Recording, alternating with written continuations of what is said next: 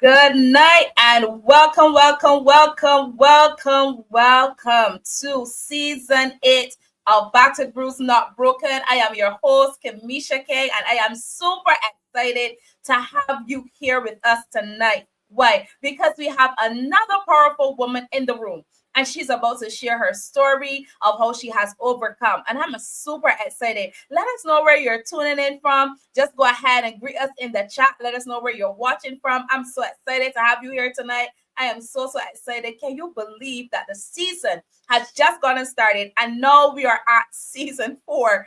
Episode 4. Sorry, you're season 8, but this is episode 4. Time really is flying, right? But I'm excited because she has an amazing story and I can't wait for you to hear all about it. So without further ado, I want to get ready to invite her in so that you can meet her tonight. So welcome,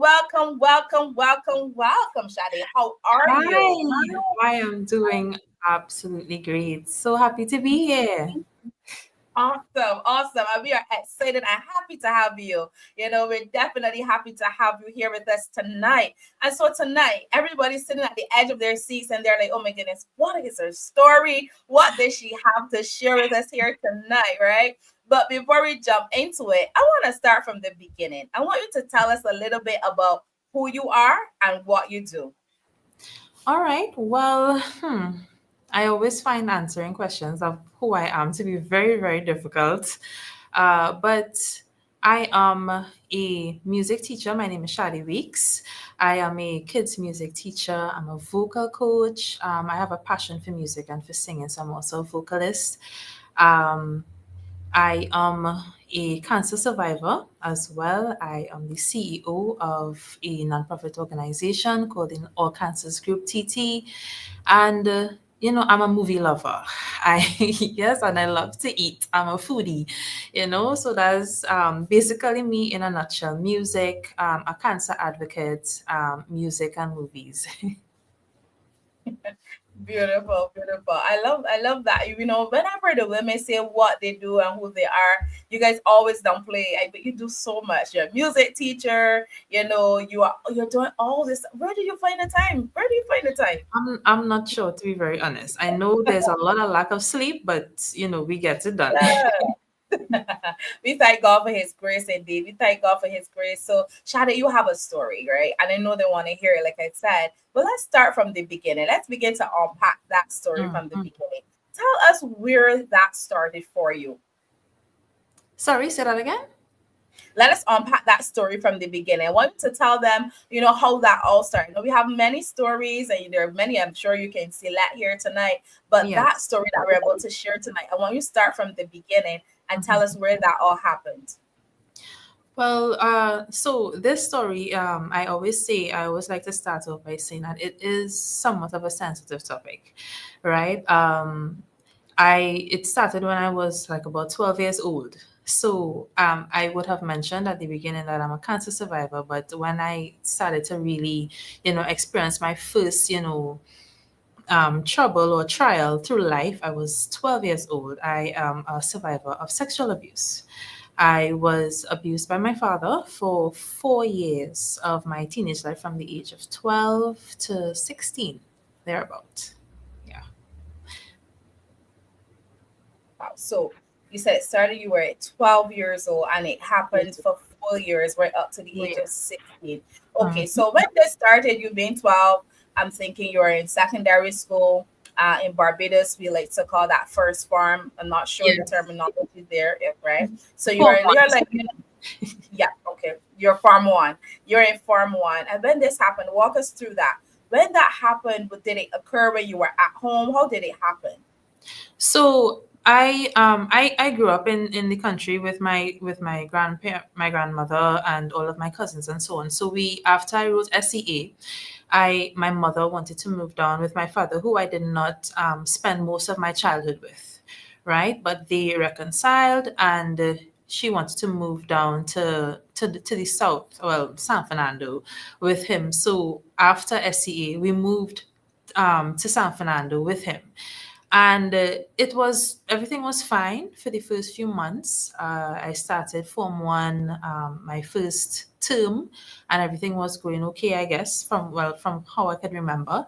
And, it just, there was an afternoon, my mother wasn't home that afternoon, and he came and he said he wanted to sit me down to talk about sex, if I ever had this sex talk. And I said, well, yes, my mother spoke to me about it and all these different things. But I'm 12 years old. I'm not really active. I was not really thinking about boys. And he sat me on his lap. I remember very vividly. He said, come and sit on my lap and tell me what you're feeling. Just, and when I think back at it, it was just so natural for him to do something like that. And I'm like, I don't know what to do. I don't know what to think. I don't know how to feel. I was feeling really, really uncomfortable. And I told him I didn't want to say it. I knew what I was feeling, but I didn't want to say it. So he said, what it is you feeling? I said, I'm feeling something. And it's like, where he wanted me to say it, because I gathered now that he was trying to open me up into that type of, thinking or lifestyle or anything or something like that at that time. But I was only 12 years old, So when he did that and he asked me where I was feeling it, and I told him where, he was like, have you ever put anything up there? And started to ask me very, very uncomfortable questions. That was that afternoon for me. I felt like it took very, very long for my mom to come home. It was probably in the space of an hour, but it felt like if it lasted forever, because it was the first time that somebody who you're expecting to be your father, and these are not the kind of conversations you're thinking that you're going to have, but he's your dad. So I answered him, and I did what he asked, you know? So, and my dad was at that time, he worked in construction. So he's a muscular, and he's a big guy, but bigger than me, because I was very, very skinny when I was small, when I was a teenager, extremely small.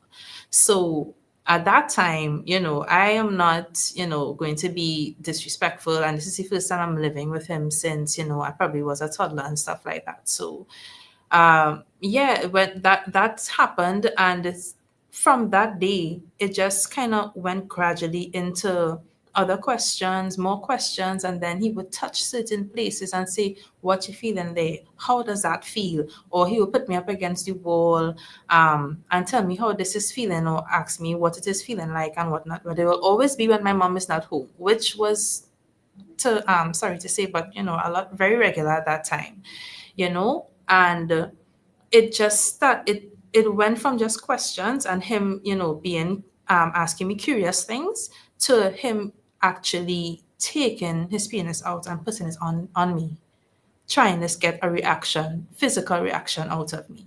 And as soon as that happened and he saw how I reacted, I could tell you right now, I was there's a situation that happens where you know that this is something that is not supposed to be happening, and your body is reacting a certain way and you don't understand. Remember, I'm 12 years old. I haven't had my first period yet. I'm basically a child still. Um, so I'm not understanding physically what's going on with me, and then my mind is like, this is not supposed to be happening. So it's a whole internal war happening at the same time, and he is trying to get a physical reaction out of me. And it lasted like about he didn't penetrate or anything like that at that time, but it was like about half an hour, and then after he stopped, and he started to feel remorseful, started to cry, or his eyes started to water, and he was like, he really sorry. And then he got down on his knees and said, let's pray. So I think I know you could imagine I'm very confused at this point, because I don't know what's happening, why this is happening. It's not supposed to be happening, and now we're praying. So he asking for forgiveness. But I can tell you that was probably the first and last time that would have happened, because it just continued. He would wait until my mother is sleeping and sneak into my room on multiple occasions to come and lie down with me and to press himself up against me and so on. And it just I'm not sure how or why it just progressed in such a way where it was just something normal that he did. And that was a part of my life for like the first 2 years of secondary school, Form 1 and Form 2. That was just what my life was. I was going to school and coming back home, and if my mother wasn't home, my father would interfere with me on a regular basis, sometimes every day. And then I remembered when I would have had my first period. Everybody has that experience where, you have your first period and it's kind of traumatic. It's like, oh my gosh, I had my first period in school. And, I remember my dad saying, so you're a woman now. And I don't know why, when he said that, I felt like this is not a good thing for me. I felt like this is not a good thing that he recognizes that this means that I'm a woman, you know? But when I look back at that, for a father to see you at 13 years old, 12, 13 years old, as a woman in that way, it's not natural. But remember, I'm saying, like, this is now my reality. This is just like an everyday lifestyle thing. It used to get so bad that it would have times when my mom would be home and I would get up to go and use the washroom, and he would randomly just get up and just come and touch me while we're in the hallway and stuff. Like, it wouldn't even matter if my mom is there, and then he would go, "Shh, hush, hush, hush," and I would try to push his hand away. Now remember, I'm small and my dad is very, very strong, so it used to be really, really, really hard to get him to stop or to push him off of me, because the strength ratio wasn't the same.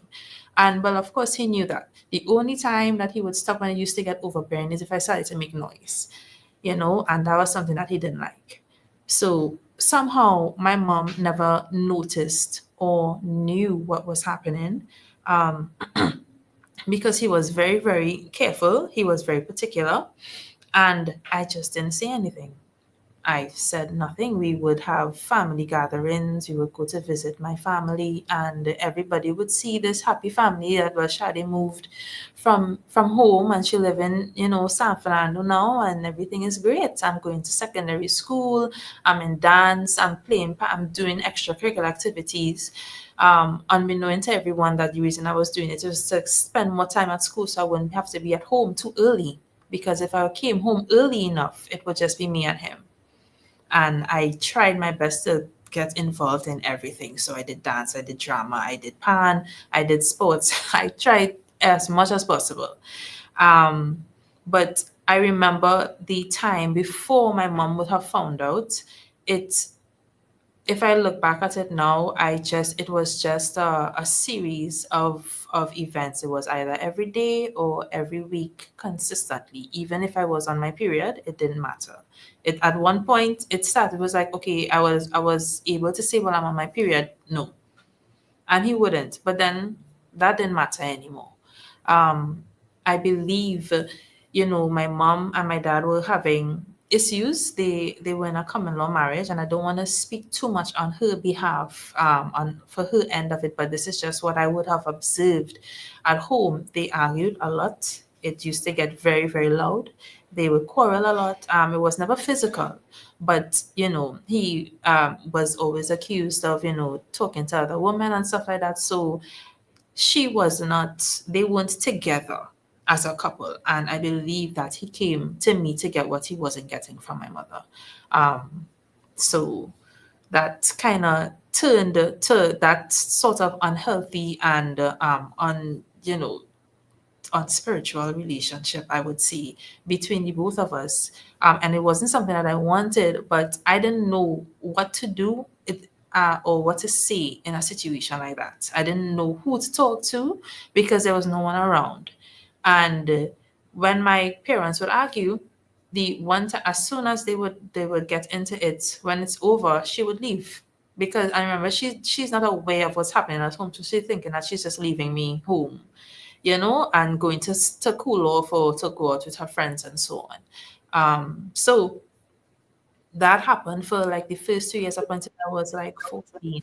It was consistent until at night. I believe maybe God intervened that way.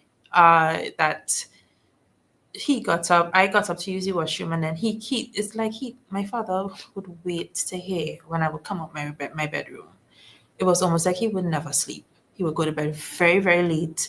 And I got up to use the washroom. It probably was like around after 3 in the morning. I would never forget this.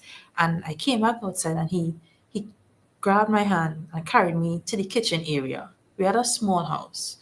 Um, and then, he pulled my tights down, and then he started to gyrate on me. And then within 5 minutes, my mother came out the room. He was not expecting her to get up. And I would never remember the look on my mother's face when she saw what he was doing to me. It We were all the three of us. He was, scrambling to pull up his pants and stuff like that, and I just stood there and I just walked by her and I went inside my room, and then it just exploded.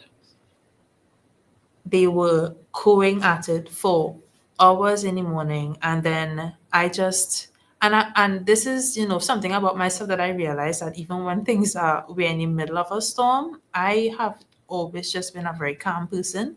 Even though internally, mentally, I'm all over the place, my persona, I'll just be very, very kosher. And I got dressed, got ready for school. My mom came in and she asked me a few questions, asked me when this started, how long this was going on and stuff, because she was livid. And, uh, when it used to happen and so on like that. And then she told me, okay, go ahead and get ready to go to school. And then she walked me to school and she said that she's going to talk to your father. I'm going to talk to your father and so on. So you go to school and go ahead. So that afternoon, I remember coming home and my mom, now I'm expecting to hear he's either moving out or we going from here. This is because this was like the intervention that I wanted, because I couldn't talk about it. I didn't know how to say, hey, my daddy doing some things to me that I don't like. It's getting, and it's really confusing for a child that age that's not sexually active, has never been sexually active, to be experiencing something like this physically, from your father. And then it's wrong. It played on my mind for a long time. I spent a lot of times I wouldn't be able to go to sleep because I know he would be coming inside my room at some point in time. There were times where I would be sick, like with fever. And he would just tell me, he was like, don't worry, you don't have to move. He will do everything, you know? Yeah. So Okay, let's take a minute. Hold on a second. Hold on a minute. You shared quite a lot there, and I'm sure. yes. I mean, they're sitting at the edge of their seat, like what? Okay, so let's go back just a bit. So Mhm. he started at 12 and he started coming in and he started saying by asking questions, and then he started, he was like gradually, trying to build you up for what he wanted to do. And Correct. so at those points when he was coming into your room and he was doing that stuff, I know you said you didn't share it with your mom, but was there anyone else that you shared it with? Did you tell anyone what was happening to you at home? No, not at that time.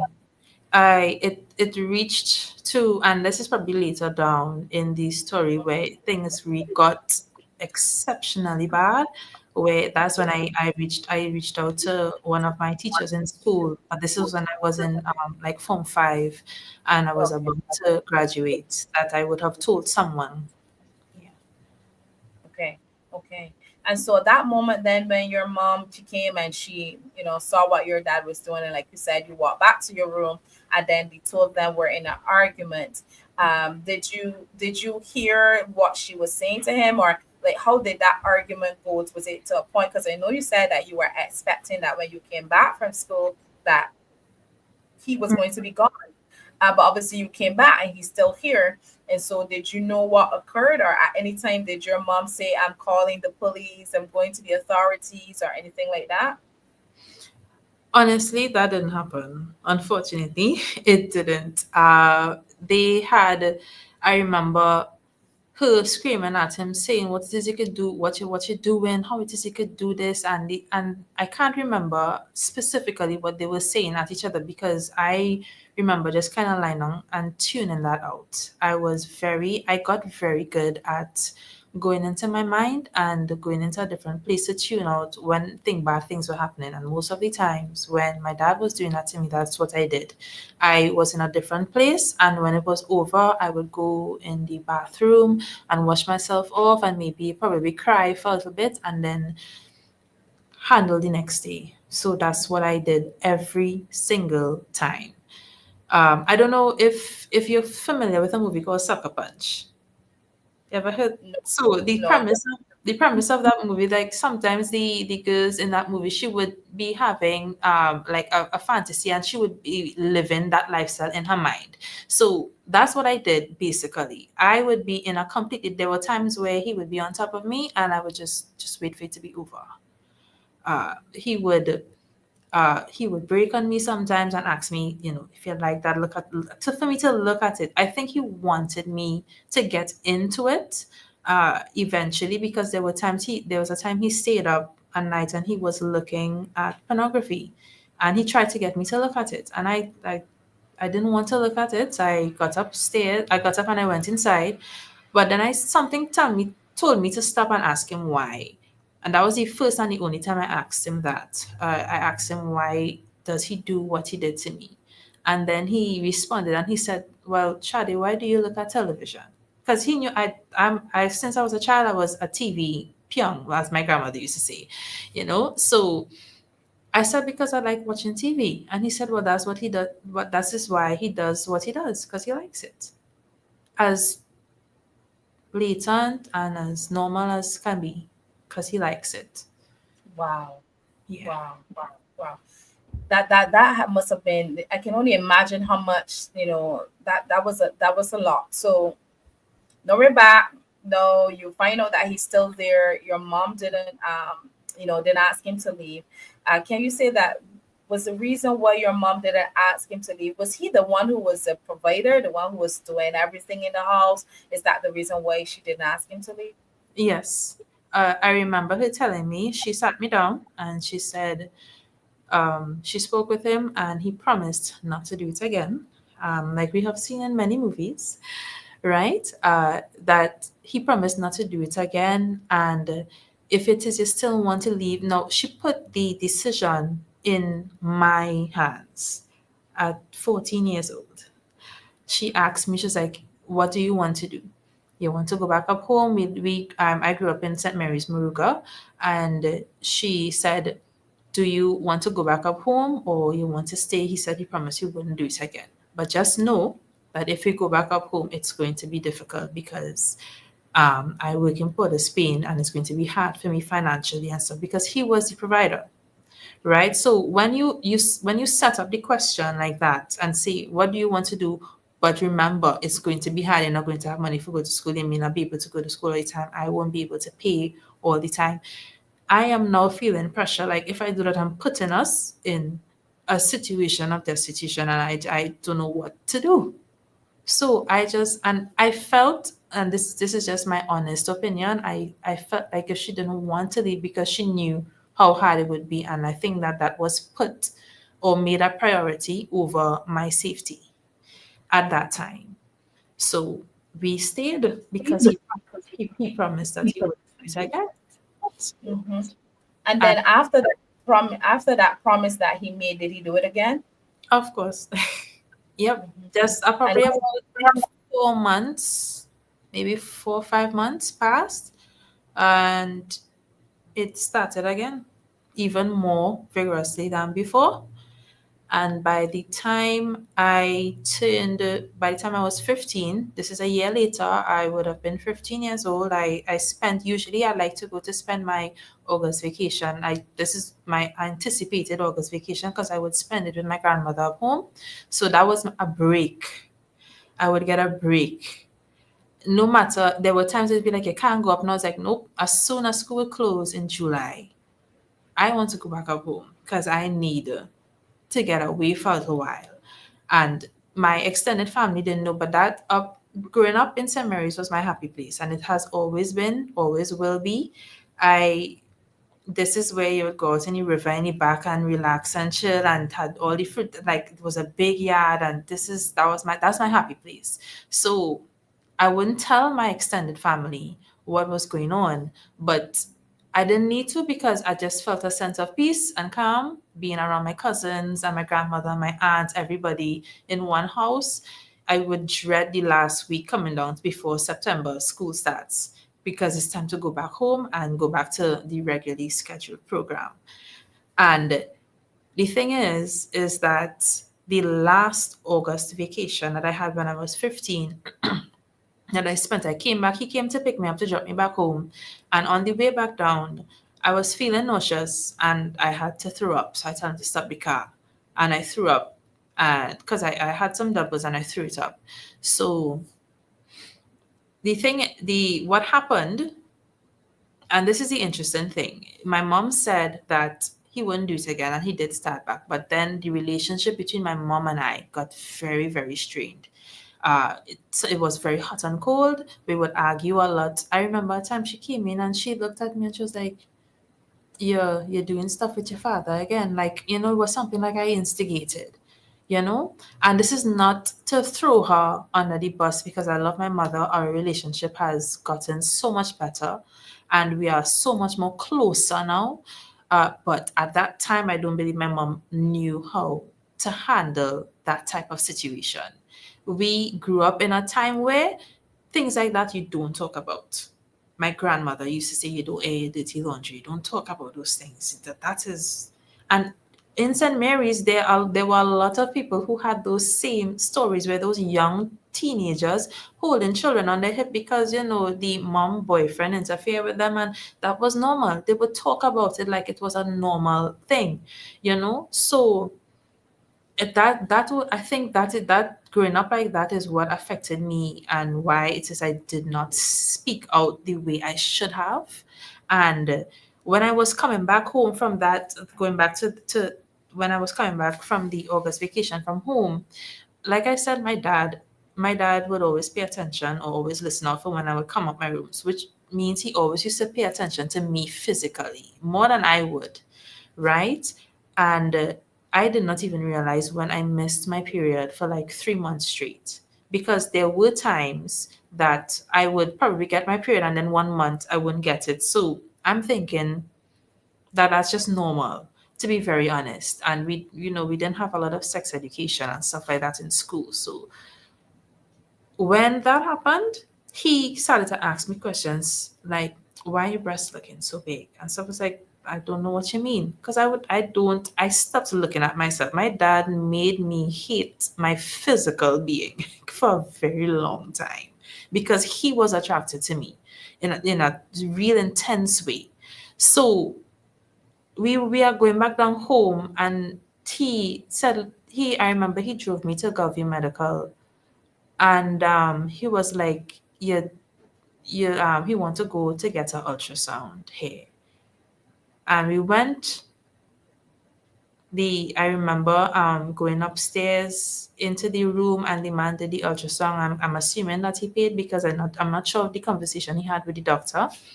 But he did the ultrasound, and I remember the doctor saying, "Okay, yeah, you are 17 weeks pregnant." So I'm like, "Huh?" I said, "Excuse me?"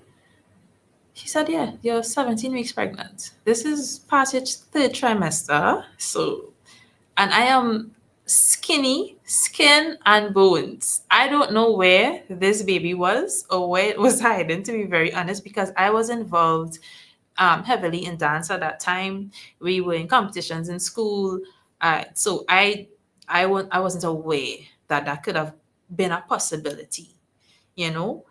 But the one time that we had some sort of reproductive class where I think it was some medical institution, or maybe I think it was Swara, came to they were doing a school campaign, and they explained how you can get pregnant even if it's not deep penetration and all these different things. And I sat down there and I was like, because I never had sex with anyone. I've never had any physical relations with anyone but my father. He took away all of my firsts, my first kiss, my first everything. So when people are having these conversations, I don't partake in it because, who wants to say that out loud in a room, right? And When I found out, oddly enough, sat down in the car and they gave me the ultrasound and everything. He looked at me square in the face and he said, so who is the father? That was. Wait, hold on, hold on. Your father Hmm. asked you that question? Hmm. Wow. And I'll tell you, I think that it was when my voice came, when I started to, because at that time, for you to have done this to me for 3, almost 4 years, and then look me in my face and say, so who is your father? I think something rose up in me and I just couldn't anymore. A different personality came out after that. But I was like, are you serious? Are you seriously asking me that question? I remember, excuse, I remember asking him, I was like, who else would it be? You're the only person that has been interfering with me. He's like, but Shade, I've never penetrated you like that. It's like, and that showed me that he didn't even realize or know or have enough education to understand how, because he would break on me. So that conversation, he was like, so what are you going to tell your mother? I said, what do you mean what I'm going to tell her? I'm going to tell her the truth.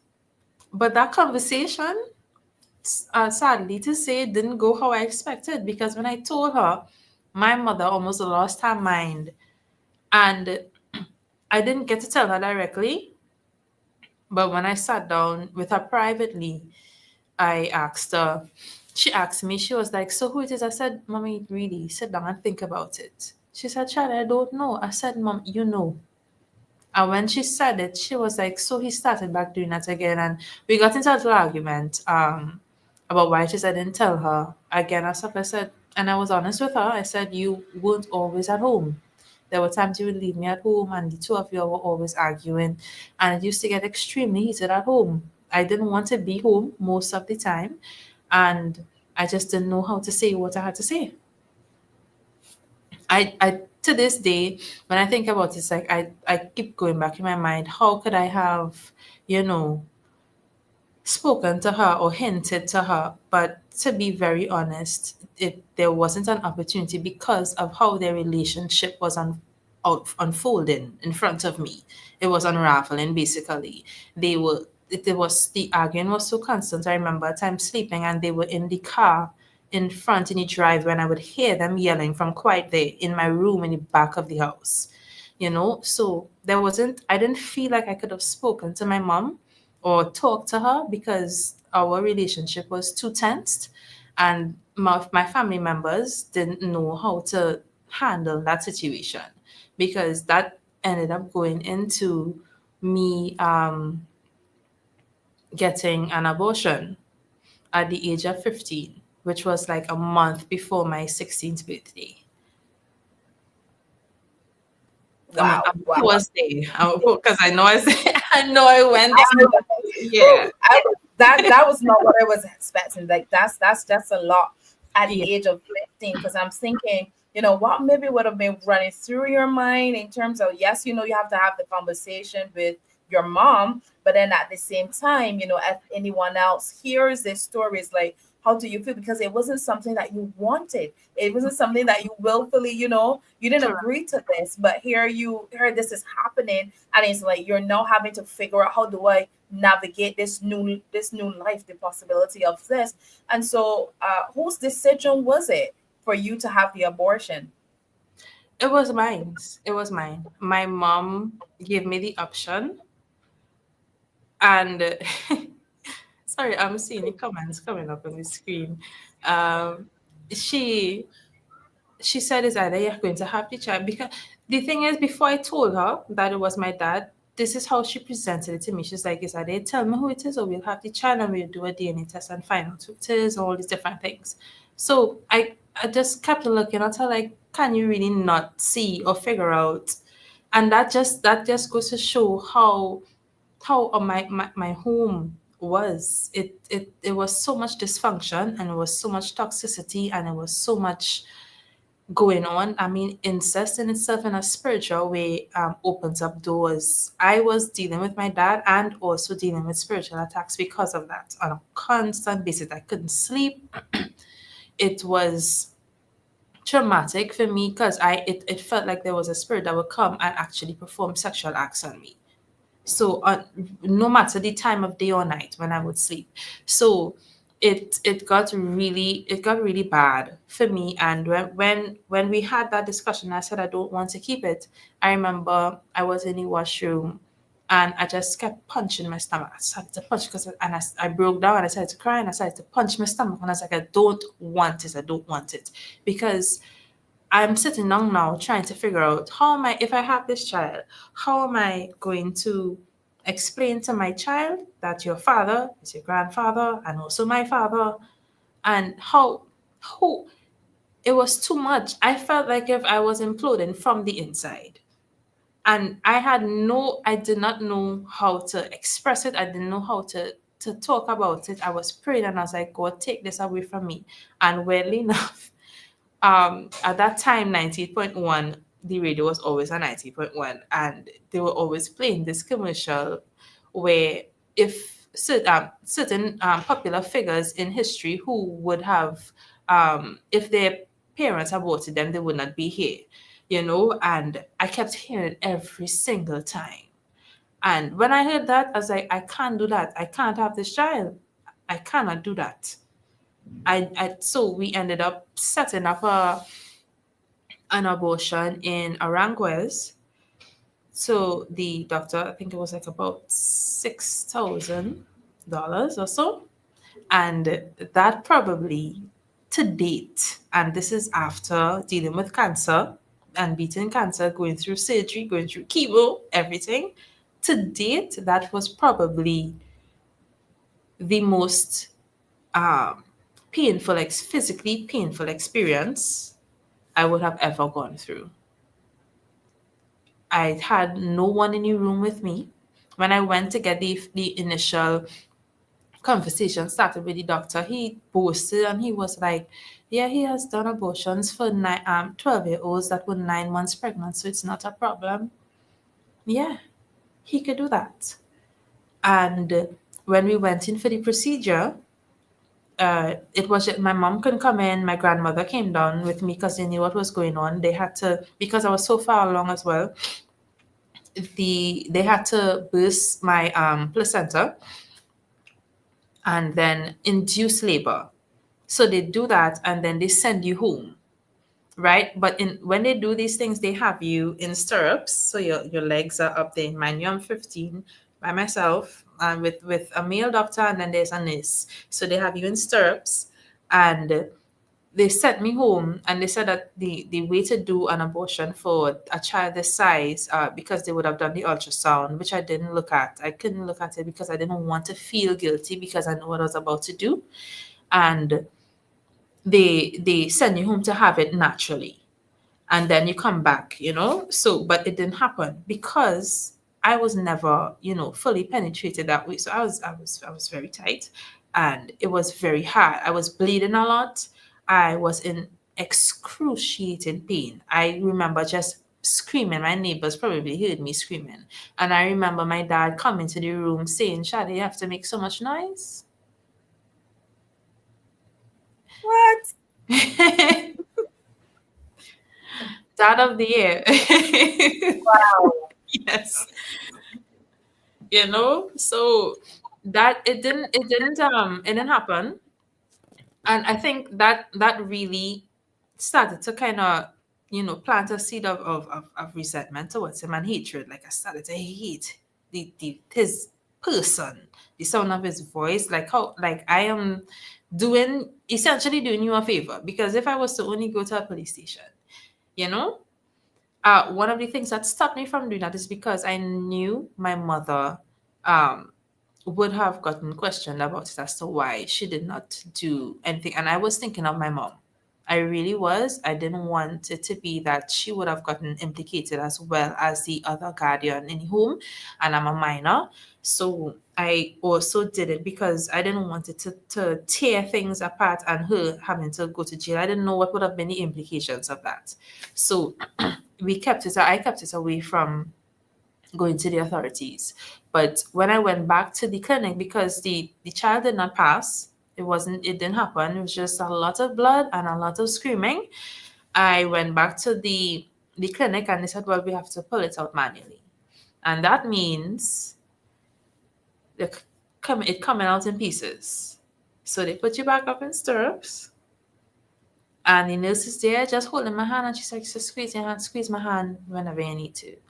And these apparatus, like if it's an experimental table with these big tongs and stuff is there, and I remember the smell vividly to this day. Like if I smell anything that is extremely sterilized, it takes me right back to that day. And he used it to open up, to open me up, and then starts to take out my child in pieces. And I'm literally hearing him taking it out and dropping it in a bucket. Plucks. It's just how why I couldn't even I'm talking about it now, and it's like I people always tell me that I talk about it so normal, but sometimes when I sit down I was like, I really went through these things for real, like so much time has passed.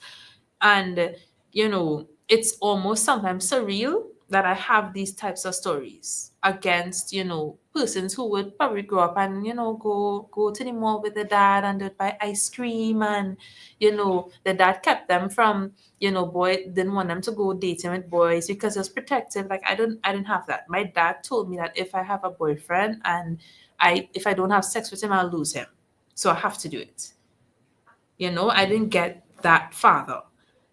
So that experience in itself kind of literally took the last bit of or shred of innocence that I had, because I had to be a grown up for myself. Because when that happened, I asked the doctor. I said, no, this is a painful experience. There's no anesthesia or anything like that. Eh? So when I did start to make some noise, he hit me Wow. at the side of my butt, and he said, "Stop making so much noise." Oh my gosh. I This is honestly, I honestly like that particular scenario. I can't believe he actually, as a medical professional, I wish I remember his name, but I really don't. But when that happened, I had to kind of stifle the screams and stuff like that. And then, when it was over, I asked him, I said, can I see? He said, if you wanted to see, you should have had the child. That was the end of the discussion. the doctor said that to you. Yep. This is crazy. Oh, this is wow. Wow. Okay, hold on, hold on. Let's pause for a second because Yes. I'm literally trying to keep it together here because I'm like, what is happening? Okay, so here you are, you're there in the doctor's with the doctor and he's trying to, remove and all that stuff. But you said your mom and your grandmom was on the outside waiting. Yes. They weren't allowed to come inside.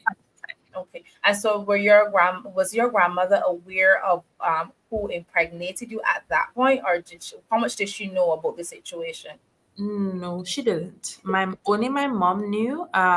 To be a lot of our family members who would have found out after didn't know it was my dad. So during that time, my grandmother was like, "You see how, you know, your parents still helping you out, and you go on and do your business and all kind of thing." Because they assuming that it's some boy. And my mom is, talking like this, like if she doesn't know, you know, and I'm like, there's no boy. In my mind, I was like, there's no boy. But I have to kind of we had to sell that story to the doctor, because if we had told him that, he would have gone to the authorities as well.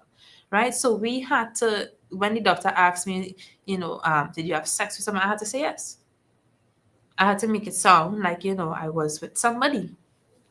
So I would have heard my aunt say, I was like, Sade, I wasn't looking for you then. Huh? I thought you had your head on. I didn't know you was, doing them kind of thing. And they had no idea. So I had to kind of keep it together. I mean, this that's really hard because not only are you going, not only did they take away the innocence, but then at the same time, they brought a level of embarrassment to Mhm. you because such a young age, you didn't even had a chance to, like that's just crazy. Okay, so now we're here. You went through the abortion, the baby has been removed, and so now you go back home. Tell us about what happens when you go back home now. Did your dad still attempt to do it again? Like, how did that go when you went back?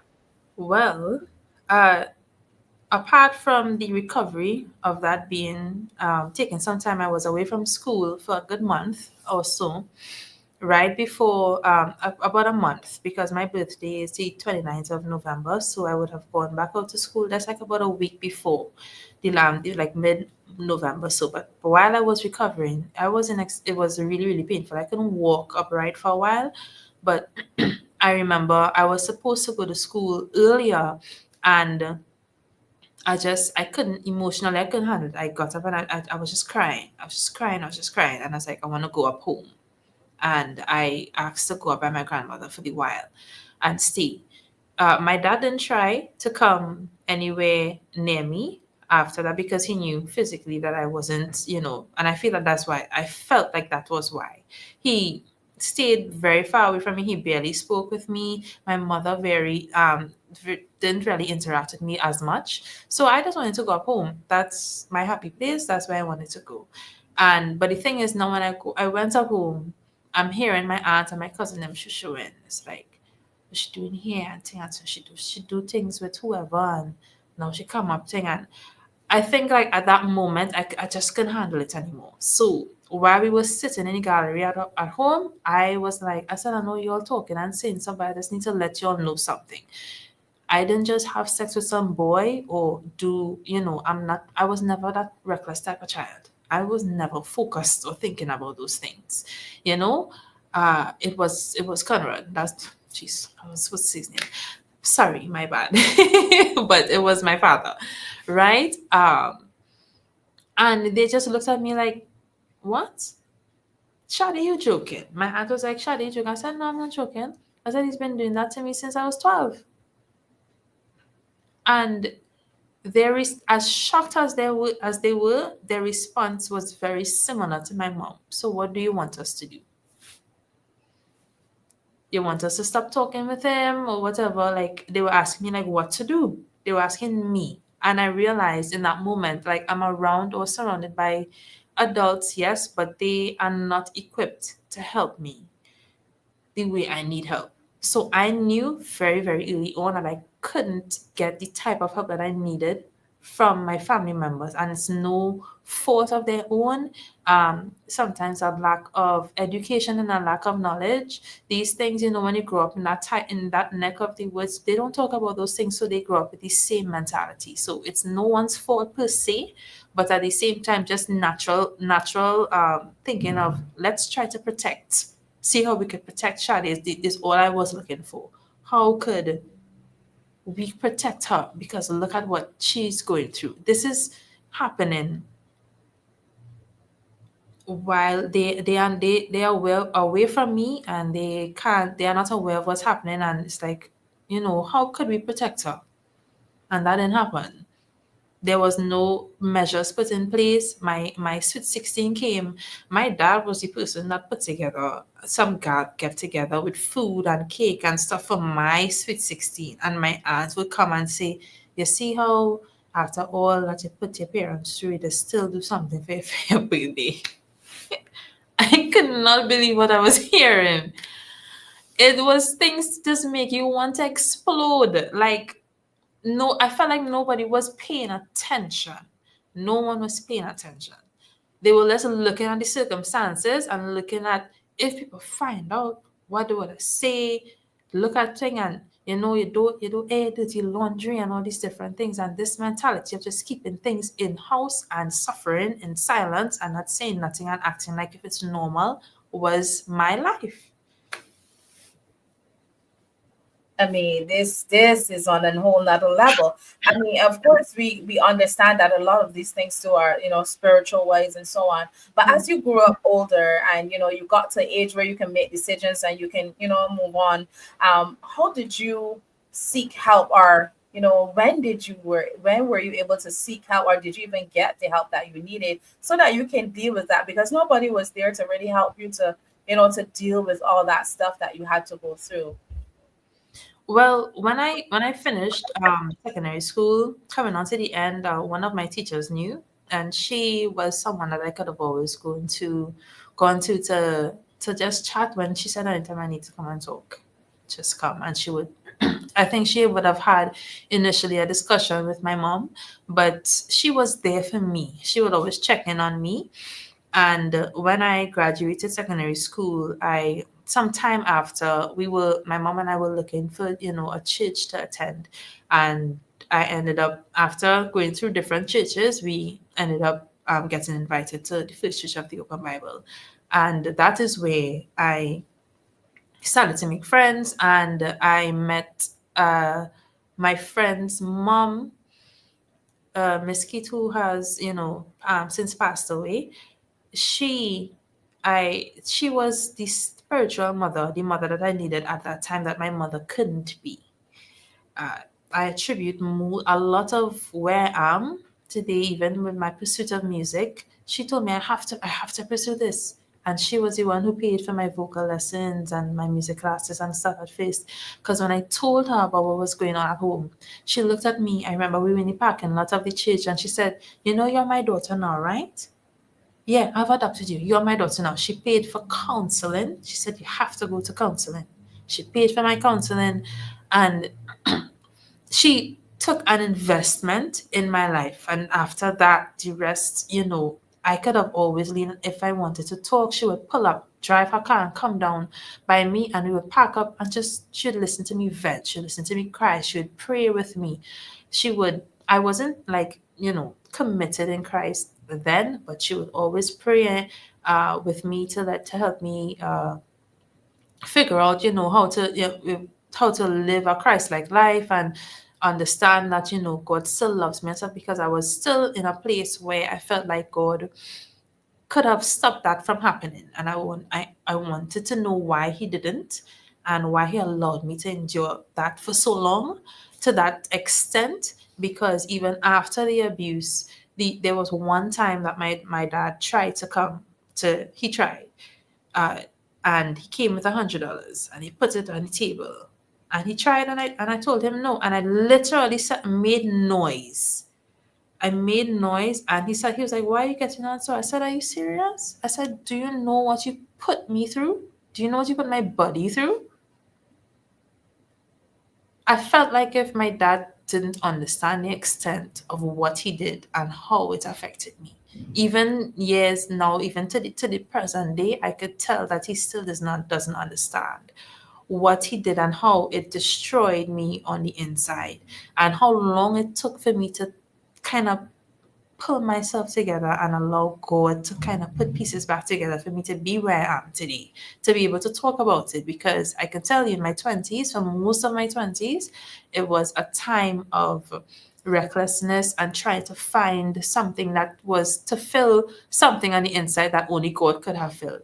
And it was a confusing time. It was a painful time. It was so much trauma I was dealing with that, I have to thank God for placing the right persons in my life at strategic seasons in my life. So that spiritual mom that I had, Miss Keith, God rest her soul, she was there for me for most of my 20s. I think I would have been worse off if she wasn't around, to be very honest. I wasn't thinking about my life. I was suicidal, very suicidal. I would drink a lot just to go to sleep because I couldn't sleep. I was being harassed spiritually a lot. So I reached to the stage where I would actively ask God. I said, "Don't wake me up tomorrow, please. Don't do it. I don't want to get up. I don't want this life. Don't wake me up." Imagine begging God to take your life. I didn't know if that was something that he could do, but that's what I was doing for a very long time, you know. But all of it was for a purpose that I would not have been able to see until now. So Yeah. yeah. Wow, wow, wow. Wow. Okay. So now you've gotten to that place, and you mentioned then about your dad. You said you don't think that he really understands to this day. So that tells me that he's still with us. He's still alive, right? Yes. Yeah. And so Busy. did you ever get that opportunity to go counseling with him? Did he ever come to a place where he, apologize or seek forgiveness, or, did you guys have any time to, to settle or to deal with what he had done to you? Well, I would say this. My father is not the most, highly intellectual person, but he apologized in his own way. It came with a but something, it wasn't a remorseful kind of thing. And then, there was a comment of, well, if he didn't want it to happen, he could have said something. And I find that, I wasn't going to get the type of apology or the remorse that I wanted from him, because I don't think he, from a spiritual level, I don't think he understood. We had a conversation once. It would have probably been more than a decade ago, and I just told him, I said, I forgive you, because I remember going to open Bible and I wanted to get baptized, but it did not allow me to get baptized, because the morning of that I was having like my interview, I told them, I was like, you never told anyone this? And they was like, have you healed from this? Have you forgiven your father? Everything? And they was like, no, you can't go into baptism harboring all of that. You still have a lot to deal with. That, have you gone to counseling? And they said, we're going to hold off on it so that we can help you through this. And I remember being so mad at him, because I wanted to do something for me. I just wanted to get baptized. And it's like, this was holding me back.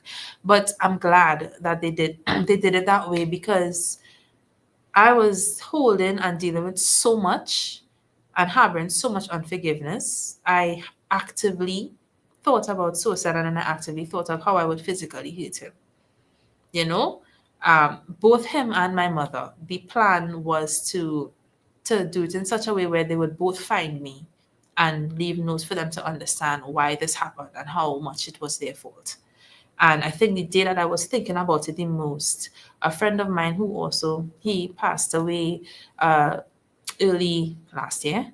Um, he was the one on the phone with me, and he was trying to keep me from going there, and was reminding me of how much God loves me and how much He cares about me and so on. And needless to say, I'm still here. But the thoughts was always there. But he always made himself available every time. He said, "Call me, talk to me, and I would be there for you when I need it." Because I don't think my parents knew that I was thinking like that. And when I finally, it took me 5 years after that initial time to get back into thinking of going back to get baptized. And when I went through the process properly, I took my time and went through what baptism means, and really going through the counseling and working through my emotions with my dad. I um i realized that the forgiveness, I need to do it for me. It's not for him. It's not really for his benefit, but I need to do it so that I could release what's going on in here. I needed to let it go for my mental health, for my emotional health, because it wasn't helping. And I just looked at him and I said, I forgive you for what you did. And he said thanks. Like it's something he was waiting for. And then he opened up a bit and started to speak to me about, sometimes he is experiencing some spiritual stuff, because by that time I learned how to pray away certain spirits and stuff. So the sex demons that were coming at me, I remember Pastor Julian, he taught me how to pray against these things, and they stopped coming. So I was able to get some sort of spiritual strength in that way. But it went right back to him. So he's talking to me about it, and at that point, I think I knew how to kind of have my boundaries with him. So I kind of stopped him there, and I was like, that's something that you have to kind of figure out. And because there's only so much that I could handle, and I can't handle my spiritual burdens as well as yours, you know. So when I told him I forgave him, he was like, I don't know why your mother, still think harboring on this and what that. And I told him, I said, stop right there. I said, you don't get to do that. I said, you hurt my mother in a way that is unspeakable, because I am her only child. I have 7 half brothers and sisters on his side, but I am my mother's only child. I said, you hurt her child, and you hurt her before you hurt me, and you continue to do it. I specifically remember a time that my father said something so hurtful to her in front of her face, where she was saying, telling him about all the women he just be talking to. And he just very casually said, well, if you know all of that, why still stay? You know? And that's when I stopped. I stopped really blaming my mom so much, because she was also hurting and she was also in pain.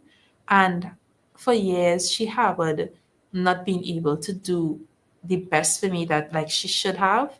So she also had her cross to bear, to carry, and to work through. Even up until recently last year, we would have had a conversation about it.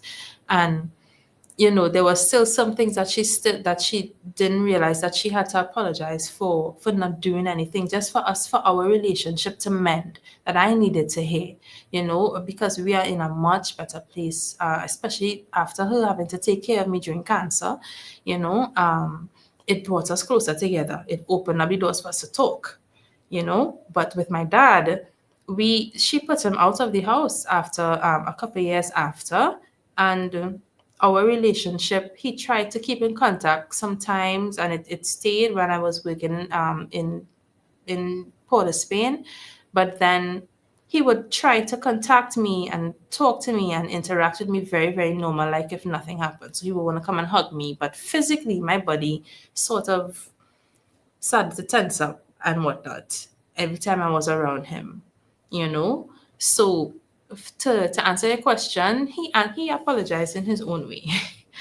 In the best way he understood, because to this day I think he just did what he knew was. And I believe maybe there was a backstory with how he grew up, but at that time I didn't want to hear that, because why would you want to inflict the same pain that you would have probably gone through?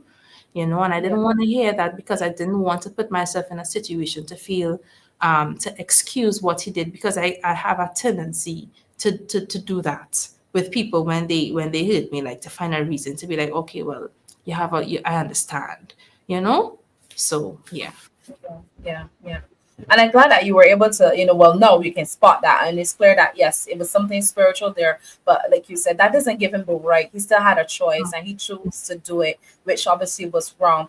We're getting very close to the end. We have to wrap it soon, but I have to ask this question. No, know that you went through all that you went through, from him, you know, interfering with you from the age of 12 right on to the age of like 16. You got pregnant for him at the age of 15. All of these feelings and emotions are, bombarding you, because it's like, how could he do such a thing? And now you've gotten older. You met your angel. I would like to call her angel, the lady, your spiritual mom, who was there for you, and she's been there to help you to go through counseling and walk you through. Did you were was it how do I put this? How were you able to have an actual relationship? Because the only thing you knew of would have been what your dad exposed you to, which is incorrect and not what God had for you. But how were you able, or were you even able to be open to have an actual relationship and possibility of even getting married, having children? How did that roll for you? Well, I would say, um, my track record with relationships hasn't been very successful, right? I my All through my 20s, into my early 30s, because I'm 34 now. My relationships have been, I would say, a little imbalanced, or I sometimes I would say a little broken, because I would go into the relationship seeking something that I can't get from that person. It's something that I was supposed to heal, you know, and work out with God first. I wasn't fully whole. There were things, that I didn't realize were issues until I was in a relationship with someone, and my dependency on that person, even physical things that I wasn't able to be too close with certain persons in the beginning, because it was painful. Thinking about sex was a painful thing for me for a long time. And whilst, as a believer now, where I have committed my life to Christ, I would have engaged in sexual relations before. It was a lot of times it was very painful. And I wouldn't, and I realized I was putting myself in the same situation in relationships that I was with my dad, where I was allowing it and it was painful and wouldn't say anything, because they're enjoying themselves, and that's it was unhealthy. I had a lot of unhealthy relationships, some with persons my own age, some with the younger persons, and they didn't have the maturity to be with somebody, and I was in a situation where I was carrying the relationship emotionally and physically. So I didn't understand, and I didn't take the time to grow and to heal properly before I got into a relationship, which is something really important, especially for persons who would have gone through sexual abuse. We try to compensate for what we would have gone through by attaching ourselves to somebody and thinking that it would be better if it's somebody who won't treat us like or that. But even though, and not necessarily that, it could be your uncle or whomever,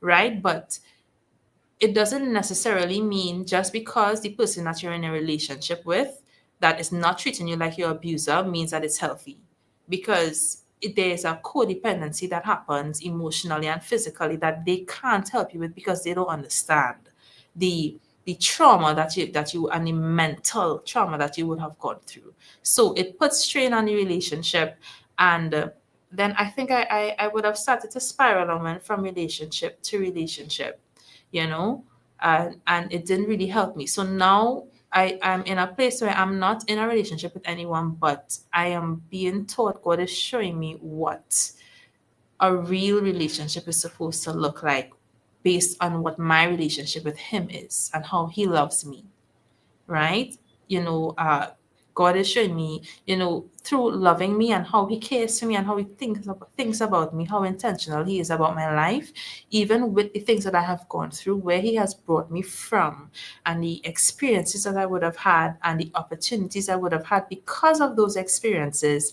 He is showing me what real love is supposed to look like, and also mirroring what it wasn't in my past relationships so that I would understand, moving forward. So God has a way of, He always turns your bad for your good. So there are certain things that He allows for a certain reason. I don't think that I would have been strong enough to endure the things that I went through, even having gotten cancer and everything, if I didn't have this, if He didn't give me the strength to get through those things. There was a strength that I had that I didn't understand until now.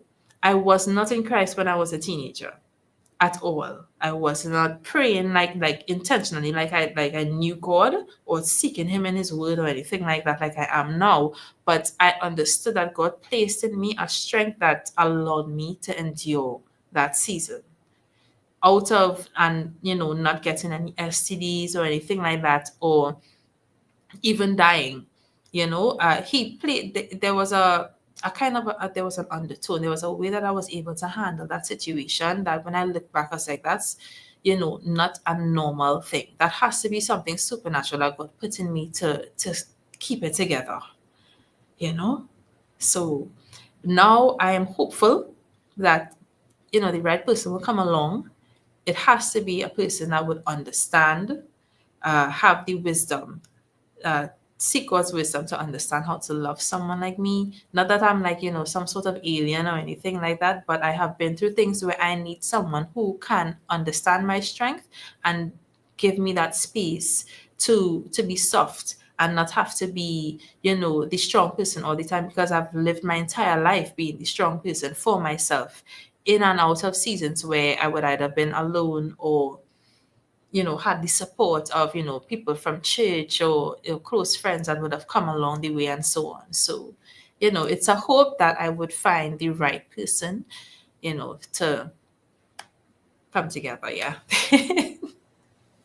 Yeah, yeah, yeah. And I pray that for you. I pray that the right person will locate you, and that you would understand the true meaning of love, as you seek God more, and and He begins to reveal to you layer after layer, that it becomes so evidently clear, and that the next person or whoever comes, that they will love you like God knows that you're supposed to be loved. Amen. Yes. Yeah. That's definitely needed. And so we're quite out of our time, but before we go, I want you to tell us a little bit now about what you have, what's upcoming for you. What are you working on? Is there anything we can look up for you for? I know some persons who are on right now, they may be interested in, following you, going on and seeing what you have going on. We'll go right ahead and just share that with us. All right. Well, I'm actually pretty excited. Like I said, God has taken a lot of the bad stuff that I've went through and turned it into things that could encourage and really, really help others. So I like to say that I'm an advocate for, for persons who would have experienced abuse, and I'm also an advocate for cancer because I'm a breast cancer survivor of 5 years. And I have a nonprofit organization called the All Cancers Group TT. You could find us on social media, Instagram and Facebook at All Cancers Group TT. We are having a mental health and cancer seminar coming up on May 17th at the Oasis Garden Terrace. I'm really excited about that because, we're going to tackle not just talking about, the importance of screening and cancer, but how to handle and endure cancer during and after. Being a cancer survivor, there's not enough conversation of how our life is and how we handle life after such invasive treatments, and how hard it is on our bodies and physically and mentally. So it's a wonderful opportunity for people to come out and hear from an expert panel, and doctors, psychologists, surgeons are going to be there. And so our NPO is just about over a year old, and we are doing things to really help the cancer community and the general public be more cancer conscious, as we are seeing more persons getting diagnosed with different types of cancer. And I'm you can also check me out at Sade's Songbirds. I'm a kids vocal coach and teacher, guys. So y'all can follow me. We are the NPO is doing a lot of work, and we need the support through donations and just coming out to the events. We have our health fair this year, which is free to the public to come and get screenings, information about cancer. We're trying to campaign and share education and information, which is important for your health, and how you could combat this disease as well too. So yeah. Beautiful, beautiful. Well said, well said. So those who heard it right there, go ahead and follow Sade at Sade Songbirds on Instagram. And you can also follow her group, All Cancers Group.tt. That's on Instagram. Go right ahead, follow her, send her a message and say, hey, Sade, I just watched your live session. Let her know your thoughts. And you just never know what it can lead to. If you want to donate, if you want to give back, go ahead, connect with her and learn more about what she has. See how you can help. If you want to volunteer, if you want to lend help, any form, go right ahead and do that. Sade, it's definitely been an absolute honor and privilege and a pleasure, Yes. to have you here tonight and to share your story. This is not what I was expecting at all. This is not what I was expecting. But I'm very grateful. I'm glad, to see that God has kept you. He has helped you to Amen. overcome this. And the best is ahead. Great is ahead. Great is We ahead, and have you have received greater is that. yours. Yes. So, yeah. So thank you so much for being vulnerable. Thank you for sharing. I know it's not easy to have to sit and talk about this. It's something very deep, but you were very brave, very bold, and you opened and you shared with us. I'm praying that some woman on this line, whether she's been there before or she's currently in that space, that something that you shared tonight would really help to encourage her. And so I want to give you an opportunity to share your last words. Talk to that woman right now who's tuning in. She's watching this live session. She just stumbled across it. Give her some words of encouragement, empowerment. Maybe she's in a similar situation, or she has been there before, but she's still trying to deal with the residue or the aftermath of it. I want you to go right ahead and just, leave her some empowering words. So, to that person, that woman who is currently going through, or maybe you have gone through and you've never spoken about it before, I understand and I know that saying the words that I have been sexually abused and saying that out loud, it could be really, really difficult. But I encourage you to start small. Stand in front of the mirror and say to yourself, speak to someone, talk to someone. It's not going to be easy. I'm being very honest with you. It's not going to be easy, but it's necessary. If you want to heal, if you want to move forward, if you're a believing person, God is going to guide your life out into a healing space. But in order to do that, God has given us a spirit of boldness for a reason, right? He has not given us a spirit of fear, but of power, of love, and a sound mind. So you have to speak to yourself and speak to your circumstance and say that you are stronger than this because God made me stronger than this. And start to speak it over your circumstances and believe it. And then speak up. Talk about it. Don't do what I learned from my mistakes. And I could say that, if I had spoken up earlier, it would have probably been, it would have stopped a lot sooner, but there's no time like now, right? So I pray and I hope, in the name of Jesus, that you find that He sends that one person that you're able to speak to and start getting counseling. Counseling is not a bad word.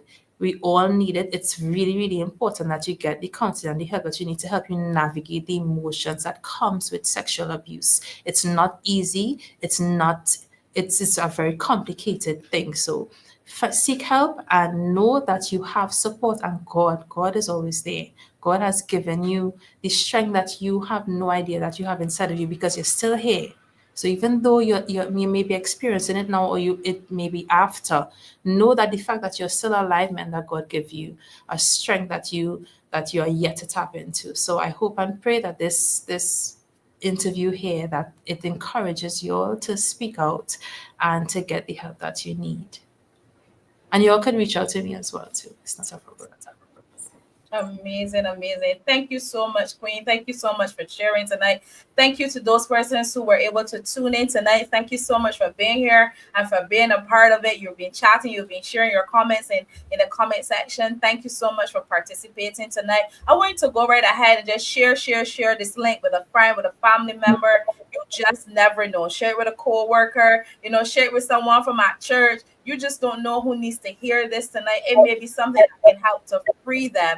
And so I want you to go ahead and to share them. And if you're tuning in here for the first time and you want to learn more about what we do at Queen's Mindset, go right over to Instagram and follow us at Queen's Mindset on Instagram. You can follow us at Queen's Mindset on Facebook as well. And make sure that if you have not done it already, make sure you subscribe to this channel, subscribe and drop a comment below. We'll definitely be checking out your comments. Once again, thank you for tuning in. And I look forward to seeing you guys next week right here, same time, but with another powerful woman, with another powerful story. Thank you so much for tuning in. Have a good night.